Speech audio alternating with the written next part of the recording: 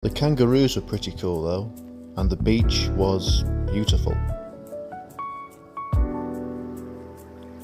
I could stand in the sea quite far out until a wave nearly got hold of my phone.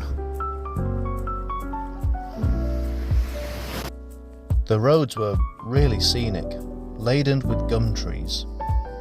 I didn't know it yet, but they were about to get a whole lot worse.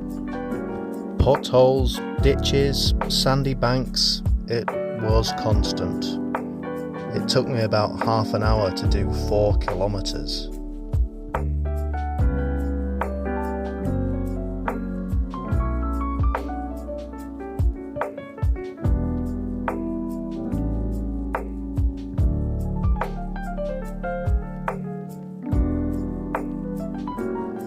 When we finally reached the end, I congratulated Rita, the RAV4.